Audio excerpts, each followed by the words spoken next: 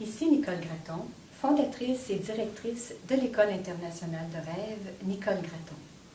L'École de rêve existe depuis 1992 et je suis accompagnée d'une équipe d'enseignants certifiés qui donnent des formations au grand public dans plusieurs villes au Canada.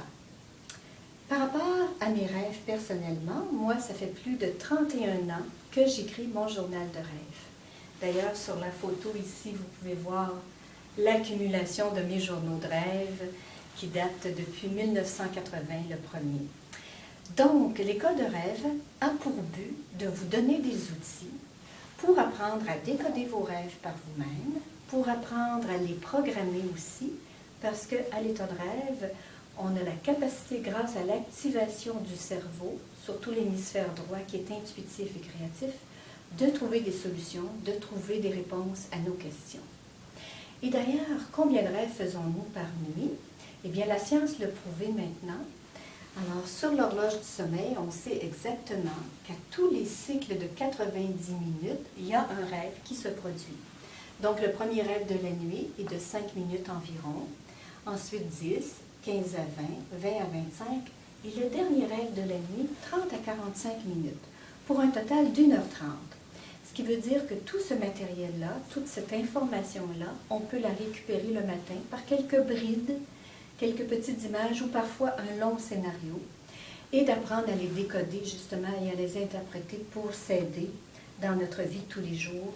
C'est le but de l'École de rêve et des formations que nous donnons. Donc avec les animateurs, les enseignants certifiés, avec des ateliers, du coaching individuel, des rencontres privées ou encore des sessions d'analyse en groupe qui ont lieu mensuellement dans différentes villes.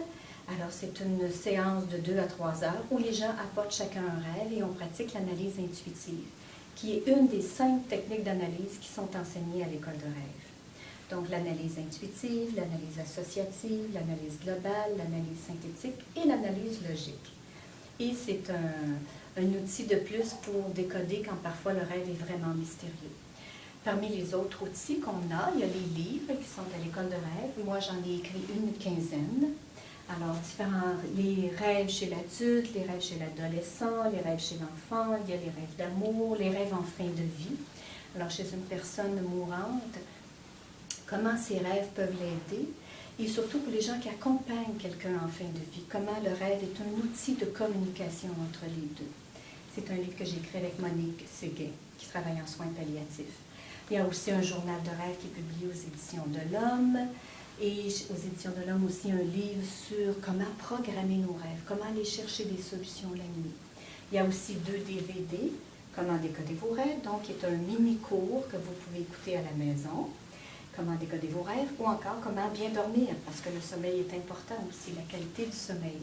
Il y a aussi des CD pour la détente, pour programmer nos rêves, et des CD aussi pour pouvoir mieux dormir en sommeil profond. Alors, tous ces outils, il y a aussi un petit coffret pour les enfants qui s'appelle Rêve et complice, qui contient un livret, des petites cartes que l'enfant met sous son oreiller, et un CD que l'enfant écoute pour lui transformer par lui-même ses cauchemars en beaux rêves. Ce qui fait qu'il n'en tient qu'à nous de s'occuper de nos rêves, de les noter le matin et d'apprendre à les décoder.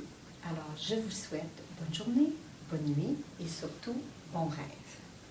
N'oubliez pas de venir nous visiter sur le site web artderêver.com, sur lequel vous avez l'horaire de chaque enseignant de l'École de rêve et toutes les activités qui sont aussi tout au long de l'année. artderêver.com. Merci et à bientôt.